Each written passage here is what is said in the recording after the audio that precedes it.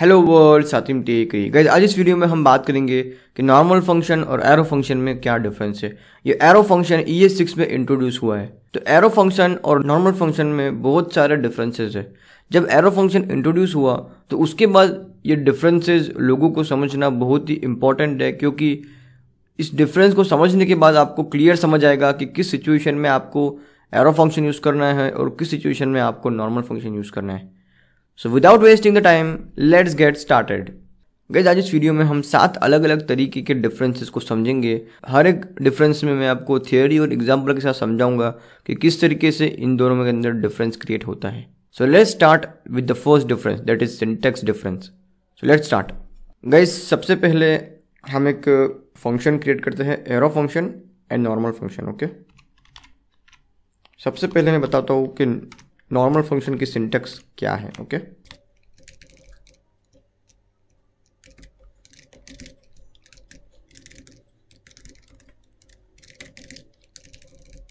Guys ये है normal function की सिंटैक्स, जहाँ पे कि हम फंक्शन कीवर्ड को यूज़ करते हैं, उसके बाद फंक्शन का नेम, उसके बाद 2 राउंड ब्रैकेट जिसमें कि हम पैरामीटर गेट करते हैं, और उसके बाद 2 कर्ली ब्रैकेट, और 2 कर्ली ब्रैकेट के अंदर हम फंक्शन का कोड लिखते हैं। तो ये सिंटैक्स है नॉर्मल फंक्शन का। चलिए अब समझते हैं एरो फंक्शन के सिंटैक्स को। तो यहाँ पे गाइज एरो फंक्शन का जो सिंटैक्स है वो शुरू होता है, सबसे पहले हमें कॉन्स्ट लिखना होता है और फिर फंक्शन का नेम, गेट डेटा। ओके, उसके बाद इक्वल टू, फंक्शन के नेम के बाद इक्वल टू, उसके बाद 2 round bracket for parameter. Okay, जो ऊपर हमने गेट डेटा के बाद जो 2 राउंड ब्रैकेट लगाए हैं वही सेम राउंड ब्रैकेट हमें यहाँ पे इक्वल टू के बाद लगाना होता है, और उसके बाद राउंड ब्रैकेट के बाद हमें एरो की रखना होता है। इसी वजह से इस फंक्शन का नाम एरो फंक्शन है, और इसको फ्लैट एरो फंक्शन भी बोलते हैं। तो 2 राउंड ब्रैकेट के बाद एरो की, ओके, और उसके बाद 2 कर्ली ब्रेसेस, और इस 2 कर्ली ब्रेसेस के अंदर हमारा पूरा फंक्शन का कोड रखना होता है। तो ये सिंटैक्स है एरो फंक्शन का। कॉन्स्ट, उसके बाद फंक्शन का नेम जो है गेट डेटा, उसके बाद इक्वल टू, उसके बाद 2 राउंड ब्रैकेट, और उसके बाद एरो की, ओके, एरो सिंबल, और उसके बाद 2 कर्ली ब्रेसेस, और इस 2 कर्ली ब्रेसेस के अंदर हमारे पूरे फंक्शन का कोड होगा। सो गाइज ये डिफरेंस है सिंटैक्स के अंदर एरो फंक्शन और नॉर्मल फंक्शन में। नॉर्मल फंक्शन में हमें सिंपल फंक्शन कीवर्ड से और फंक्शन के नेम से क्रिएट करना होता है, और एरो फंक्शन में हमें फंक्शन का name equal to 2 round bracket for parameter, फिर एरो सिंबल, और उसके बाद 2 कर्ली ब्रेसेस। अब गाइज यहाँ पे मैं आपको सिर्फ हिंट दे दूँ तो ये जो गेट डेटा है, जो एरो फंक्शन में गेट डेटा है, वो आपको वेरिएबल की फीलिंग दे रहा होगा, और एग्जैक्टली ये वेरिएबल की तरह ट्रीट होता है, राइट। यहाँ पे हमने कॉन्स्ट गेट डेटा लिखा है, मतलब कि हम जब भी किसी वेरिएबल को डिक्लेयर करते हैं तो लेट वेर या कॉन्स्ट कीवर्ड से, तो हम यही करते हैं कि let data is equal to XYZ। Okay, तो यहाँ पे हमने लिखा const get data equal to arrow function, मतलब कि हमने गेट डेटा वेरिएबल को एरो फंक्शन असाइन किया है, ऐसा आप बोल सकते हो, राइट। और ये जो स्टेटमेंट मैंने बोला है वो आपको आगे समझ आएगा कि एग्जैक्टली इसका क्या यूज है और क्यों ये एज अ वेरिएबल ट्रीट होता है। ओके, चलिए गाइस, अब जो नेक्स्ट है वो है आर्ग्यूमेंट बाइंडिंग। ओके, अब आर्ग्यूमेंट बाइंडिंग क्या है कि जब हम नॉर्मल फंक्शन के अंदर पैरामीटर प्लेस करते हैं, राइट, फंक्शन में पैरामीटर प्लेस करते हैं, तो हम उस पैरामीटर को, हम उस आर्ग्यूमेंट को आर्ग्यूमेंट्स कीवर्ड से एक्सेस कर सकते हैं। ओके, लेकिन एरो फंक्शन के अंदर हम उस पैरामीटर को आर्ग्यूमेंट्स कीवर्ड से एक्सेस नहीं कर पाते हैं। चलिए इसको देखते हैं। फंक्शन गेट डेटा, यहाँ पे हमने लिखा a,b console.log आर्ग्यूमेंट्स। ओके, ये आर्ग्यूमेंट्स एक कीवर्ड है जिसमें कि हमें सारे आर्ग्यूमेंट्स जो हम फंक्शन के अंदर गेट कर रहे हैं as a parameter, as a argument, वो सारे आर्ग्यूमेंट हमें मिल जाएंगे इस आर्ग्यूमेंट्स कीवर्ड में। ओके, चलिए, सॉरी गाइस, हमने इस फंक्शन को कॉल नहीं किया है, get data. Okay, control save.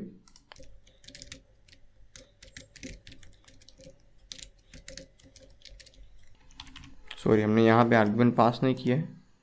देखिए गाइज, हमें इस आर्ग्यूमेंट्स कीवर्ड के अंदर ये जो 1 2 हमने पास किया है 1 और 2, तो वो परफेक्टली आर्ग्यूमेंट्स कीवर्ड में हमें 1 और 2 मिल गया। ओके, 0th इंडेक्स पे 1 और 1 इंडेक्स पे 2, राइट। अब ये सेम चीज़ हमें एरो फंक्शन में अचीव नहीं होगी। चलिए गाइज, इसको कमेंट करते हैं और अब यहाँ पे हम क्रिएट करते हैं const get data equal to a, b arrow symbol 2 curly braces and यहाँ पे इस सेम स्टेटमेंट को हम कॉपी के पेस्ट करते हैं। Okay, control save. अब देखिए गाइस, यहाँ पे एरर आ रहा है, arguments is not defined at gate data. मतलब कि इस गेट डेटा फंक्शन के अंदर, जो कि एक एरो फंक्शन है, उसमें कोई आर्ग्यूमेंट्स नाम का वेरिएबल है ही नहीं। आर्ग्यूमेंट्स इज नॉट डिफाइंड, मतलब कि इस आर्ग्यूमेंट्स कीवर्ड को हम एरो फंक्शन के अंदर एक्सेस नहीं कर सकते। ओके गाइस, चलिए गाइस, अब हम बढ़ते हैं नेक्स्ट डिफरेंस की तरफ। गाइस, अब नेक्स्ट जो डिफरेंस है वो है दिस कीवर्ड का, कि एरो फंक्शन के अंदर जो दिस कीवर्ड है वो आउटर कॉन्टेक्स्ट को पॉइंट करता है और नॉर्मल फंक्शन के अंदर जो दिस कीवर्ड है वो करंट कॉन्टेक्स्ट को पॉइंट करता है। चलिए गाइस, इस पॉइंट को समझते हैं। सबसे पहले हम यहाँ पे एक ऑब्जेक्ट बनाएंगे, let obj equal to this. उसके बाद यहाँ पे नेम प्रॉपर्टी क्रिएट करेंगे हातिम। यहाँ पे भी हम नेम प्रॉपर्टी क्रिएट करेंगे equal to Hatim outside, Hatim inside. Okay, अब यहाँ पे लिखेंगे गेट नेम, फिर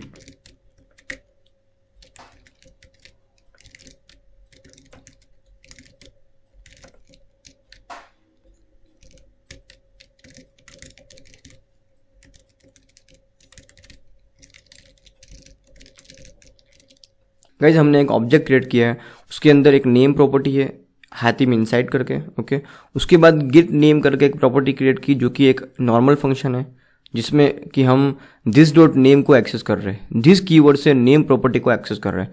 उसके बाद हमने गेट नेम एरो करके एक प्रॉपर्टी क्रिएट की जो कि एक एरो फंक्शन है, और उसके अंदर भी हमने दिस कीवर्ड की मदद से नेम प्रॉपर्टी को एक्सेस कर रहे हैं। चलिए गाइस, अब देखते हैं कि ये ऑब्जेक्ट डॉट गेट नेम और object dot gate name arrow पे क्या आउटपुट आता है। चलिए, अब हम यहाँ पे obj डॉट गेट नेम करते हैं सबसे पहले। उसके बाद हम करेंगे obj dot gate name arrow. Okay guys, यहाँ पे अगर मैं एक चीज़ ऐड कर लूँ कॉमा करके नॉर्मल फंक्शन, जिससे कि हमें कंसोल में क्लियरली समझ आए कि आउटपुट क्या आ रहा है। ओके, सॉरी, हमें यहाँ पे इसको वेयर कीवर्ड की मदद से क्रिएट करना होगा। ये वेयर कीवर्ड से क्यों किया, क्योंकि जो लेट है वो एज अ ब्लॉक्स को प्रोवोक करता है और ये वेयर है वो एज अ फंक्शंस को प्रोवोक करता है।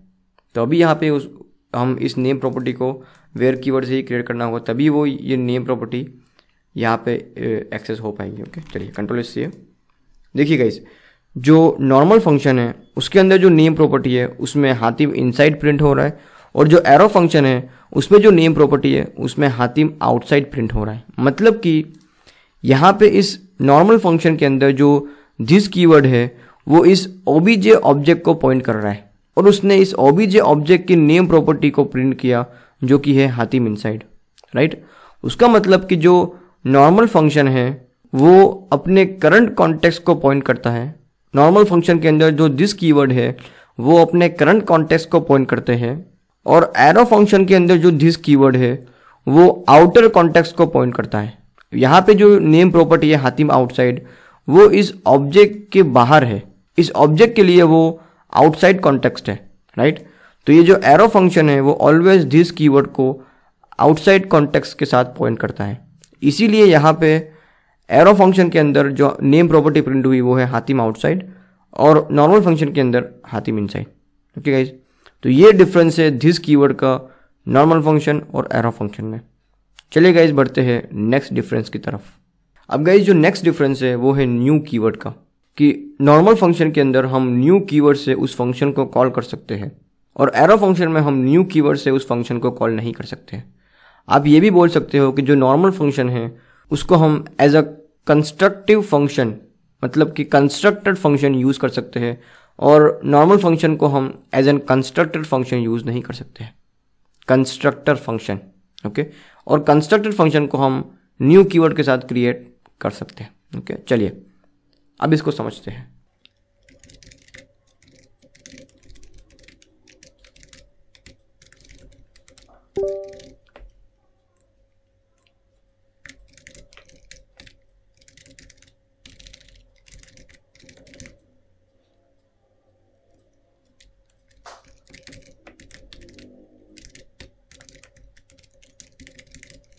चलिए गाइस, अभी हम इस एरो फंक्शन को कमेंट करते हैं और यहाँ पे लिखते हैं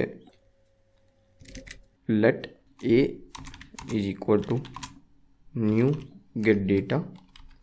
ओके, चलिए कंट्रोल इज सेव और प्रोग्राम को रन करते हैं। तो परफेक्टली कंसोल के अंदर नॉर्मल फंक्शन प्रिंट हो रहा है, मतलब कि ये जो गेट डेटा फंक्शन है वो परफेक्टली एग्जीक्यूट हो रहा है। चलिए गाइस, अब यहाँ पे इस गेट डेटा नॉर्मल फंक्शन को कमेंट करते हैं और गेट डेटा एरो फंक्शन को अनकमेंट करते हैं। ओके, तो अब यहाँ पे जो गेट डेटा है वो एरो फंक्शन है। ओके, चलिए अब उस सेम सिंटेक्स को जो हम लाइन नंबर 10 पे लिखा हुआ है उस सेम सिंटेक्स को वापस एग्जीक्यूट करते हैं। गाइस, अब देखिए कंसोल के अंदर हमें एरर आ रहा है, get data is not defined at main.js। यहाँ पे एरर आ रहा है get data is not defined, right. मतलब कि ये जो एरो फंक्शन है वो न्यू कीवर्ड से एक्सेस नहीं हो पाएगा, न्यू कीवर्ड से क्रिएट नहीं हो पाएगा। मतलब कि इस गेट डेटा फंक्शन को, इस गेट डेटा एरो फंक्शन को हम न्यू कीवर्ड से कॉल नहीं कर सकते। उसका मतलब ये है कि जो एरो फंक्शन है वो कंस्ट्रक्टिव फंक्शन नहीं बन सकता है, मतलब कि arrow function as a constructor use नहीं हो सकता है, लेकिन नॉर्मल फंक्शन को हम एज एन कंस्ट्रक्टर यूज कर सकते हैं। सो गाइस, ये डिफरेंस है न्यू कीवर्ड के पर्सपेक्टिव से नॉर्मल फंक्शन और एरो फंक्शन में। चलिए गाइस, अब बढ़ते हैं नेक्स्ट डिफरेंस की तरफ। गाइस, अब जो नेक्स्ट डिफरेंस है उसके अंदर ये है कि हम नॉर्मल फंक्शन के अंदर जो पैरामीटर हम डिफाइन कर रहे हैं उस पैरामीटर का नाम सेम दे सकते हैं, मतलब कि सेम नाम के दो पैरामीटर नॉर्मल फंक्शन में हो सकते हैं, लेकिन एरो फंक्शन के अंदर सेम नाम के दो पैरामीटर हम नहीं रख सकते हैं। चलिए गाइस, इसको देखते हैं। Function gate data. Okay guys, अब यहाँ पे हम a, okay, console.log normal function. Okay, अब इसको हम रन करते हैं gate data 1,2। Okay, control save. देखिए गाइस, परफेक्टली ये नॉर्मल फंक्शन एग्जीक्यूट हो रहा है, हमें कोई कंसोल के अंदर एरर नहीं मिल रहा है। अब यहाँ पे इसको कमेंट करते हैं और इसी सेम चीज़ को हम एरो फंक्शन में क्रिएट करते हैं।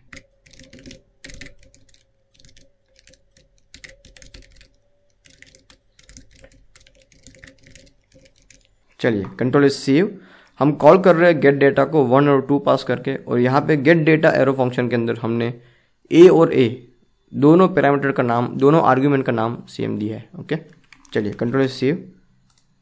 देखिए गाइस, हमें कंसोल में एरर आ रहा है duplicate parameter name not allowed in this context. मतलब कि एरो फंक्शन के अंदर हम डुप्लीकेट पैरामीटर क्रिएट नहीं कर सकते और नॉर्मल फंक्शन में हम डुप्लीकेट पैरामीटर क्रिएट कर सकते हैं। सो गाइस, ये भी एक डिफरेंस है नॉर्मल फंक्शन और एरो फंक्शन में। चलिए बढ़ते हैं नेक्स्ट डिफरेंस की तरफ। गाइस, अब ये जो डिफरेंस है ये बहुत ही इंपॉर्टेंट डिफरेंस है और इसको समझना बहुत ही इंपॉर्टेंट है, जो कि है होस्टिंग पर्सपेक्टिव से। मतलब कि होस्टिंग पर्सपेक्टिव से एरो फंक्शन और नॉर्मल फंक्शन में क्या डिफरेंस है। चलिए गाइस, इसको समझते हैं। सबसे पहले मैं एक फंक्शन क्रिएट करूं, फंक्शन गेट डेटा।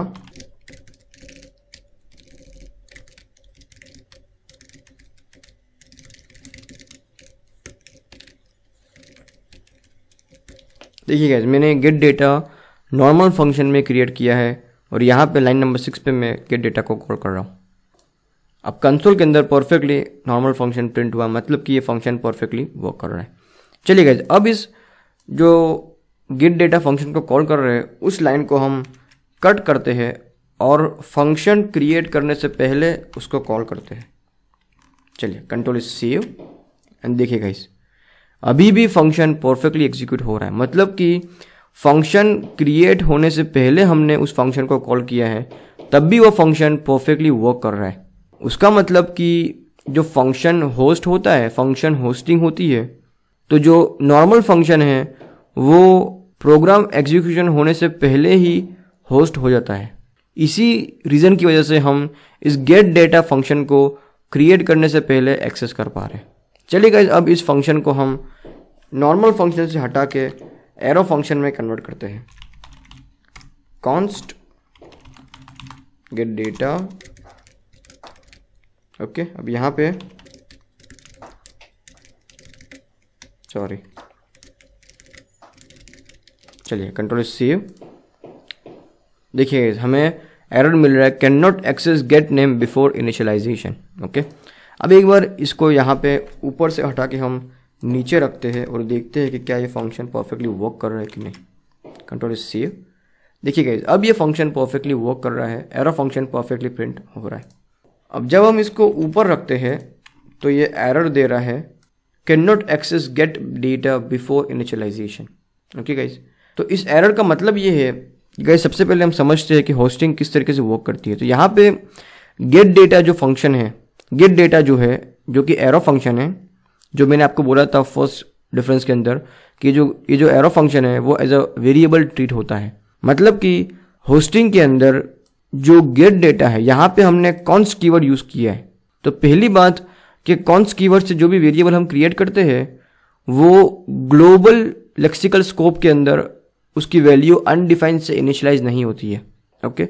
अब यहाँ पे मैं, और जो कॉन्स्ट कीवर्ड से जो वेरिएबल क्रिएट होता है, ओके, वो होस्टेड तो होता है, लेकिन ग्लोबल लेक्सिकल एनवायरनमेंट में उसकी वैल्यू इनिशियलाइज नहीं होती है अनडिफाइंड से। तो इसीलिए हमें यहाँ पे एरर आ रहा है कि cannot access get data before initialization. मतलब कि ये जो गेट डेटा है अभी यहाँ पे लाइन नंबर 3 के ऊपर वो टेम्परल डेड जोन में है। अगर आपको टेम्परल डेड जोन नहीं पता है तो मैं उसकी वीडियो की लिंक डिस्क्रिप्शन में दी है, उस वीडियो को देखना, तभी आपको ये टेम्परल डेड जोन समझ आ जाएगा। तो अभी लाइन नंबर 3 के ऊपर ये जो गेट डेटा है वो टेम्परल डेड जोन में है, ओके। अब यहाँ पे मैं अगर कॉन्स्ट को हटा के वेयर कर दूंगा तो गाइस देखना अब एरर चेंज हो जाएगा। देखिए गाइस, एरर चेंज हो गया, gate data is not a function. क्यों एरर चेंज हो गया? क्योंकि वेयर कीवर्ड से जो वेरिएबल होता है वो ग्लोबल लेक्सिकल एनवायरनमेंट में अनडिफाइंड से इनिशियलाइज होता है होस्टिंग के अंदर।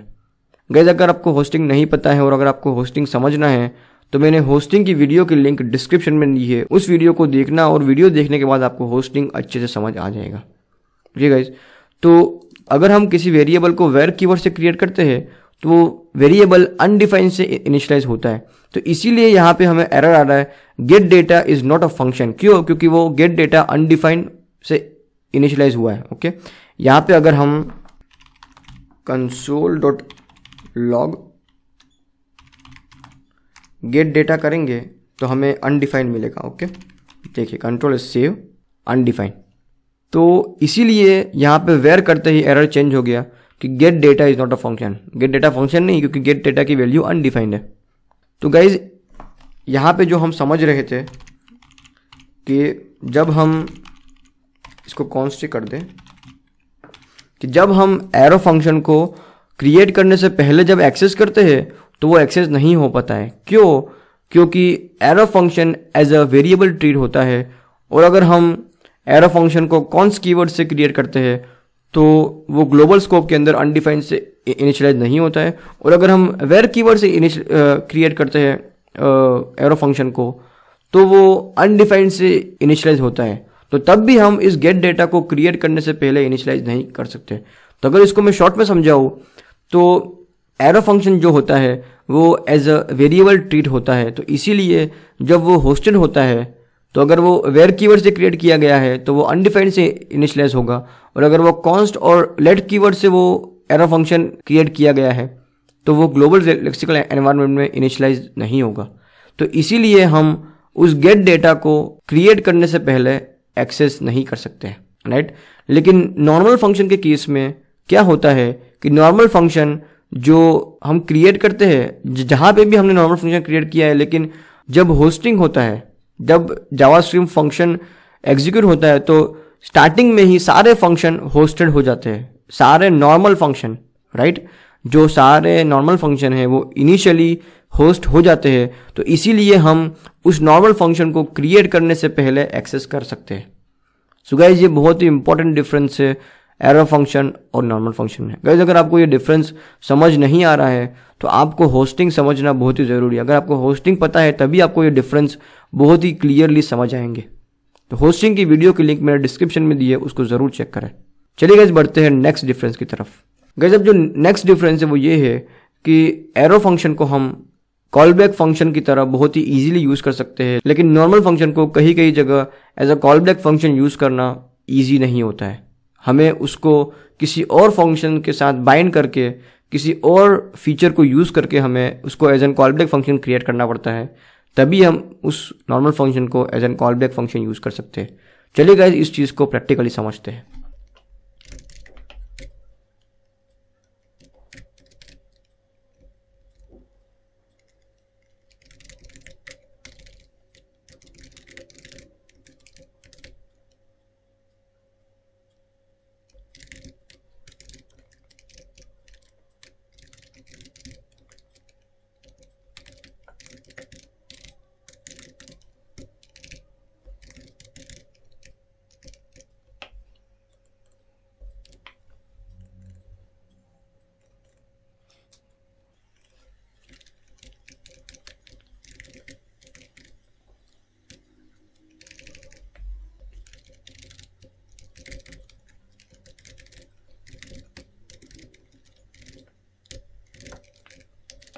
चलिए गाइज हमने एक क्लास क्रिएट की है ए नाम से, ओके।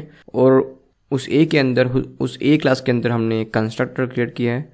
उस कंस्ट्रक्टर के अंदर हमने एक पैरामीटर गेट किया है, ओके। और उसके बाद हमारे पास दो फंक्शन है, एक है नॉर्मल फंक्शन, एक है arrow function, okay.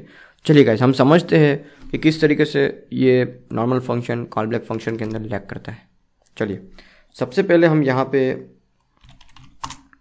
Late name is equal to new A करेंगे और यहाँ पे हम हातिम पास करेंगे कंस्ट्रक्टर में, ओके।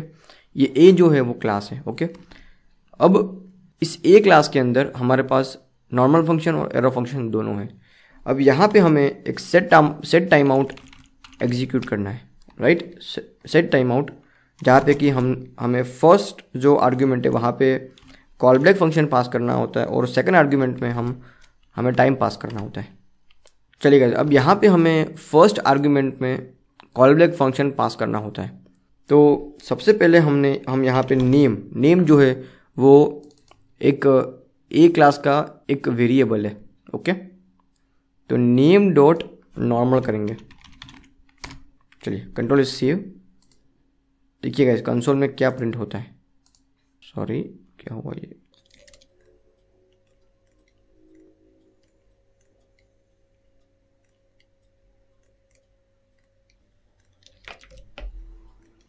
सॉरी गाइज यहाँ पे आई थिंक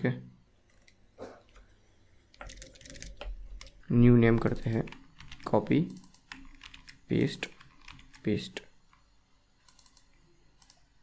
ओके। चलिए कंट्रोल सेव। अब देखते हैं, देखिए गाइज यहाँ पे हमें अनडिफाइंड मिल रहा है, ओके। जो हमने सेट टाइम आउट एग्जीक्यूट किया और यहाँ पे हमने जो कॉल बैक फंक्शन कॉल किया, यहाँ पे हमने इस नॉर्मल फंक्शन को एग्जीक्यूट किया। तो इस नॉर्मल फंक्शन के अंदर हमें ये this dot new name undefined आ रहा है। क्यों? क्योंकि ये जो दिस जो है वो दिस सही से पॉइंट ही नहीं हुआ है, वो सही से ए क्लास को पॉइंट नहीं हो रहा है। क्यों पॉइंट नहीं हो रहा है? क्योंकि ये as a callback function यहाँ पे यूज नहीं हो पा रहा है, राइट। ये जो नॉर्मल फंक्शन है वो as a callback function use नहीं हो पा रहा है, इसीलिए ये दिस कीवर्ड सही से पॉइंट नहीं हो पा रहा है। तो यहाँ पे हमें बाइंड फंक्शन को यूज़ करना पड़ेगा। गाइस अगर आपको बाइंड नहीं पता है तो मैंने बाइंड की वीडियो डिस्क्रिप्शन में दी है, उस वीडियो को देखना, बाइंड को समझना, तो आपको ये वाला जो कोड है वो समझ आ जाएगा, ओके।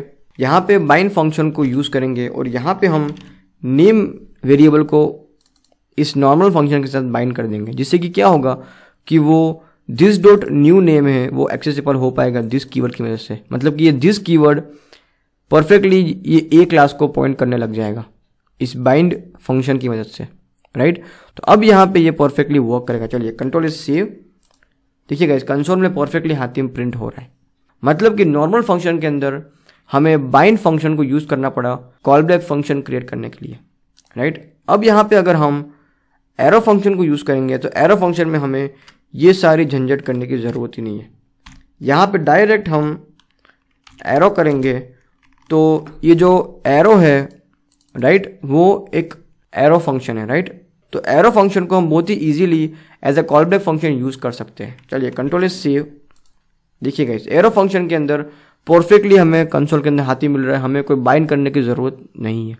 सो गाइस यही डिफरेंस है नॉर्मल फंक्शन और एरो फंक्शन में कि एरो फंक्शन को हम बहुत ही easily as a callback function use कर सकते हैं और नॉर्मल फंक्शन को as a callback function use करना कहीं कहीं केस में बहुत ही डिफिकल्ट होता है और फिर उसके लिए हमें बाइंड या कॉल जैसा फंक्शन को यूज करना पड़ता है वेरिएबल को उस फंक्शन के साथ बाइंड करने के लिए।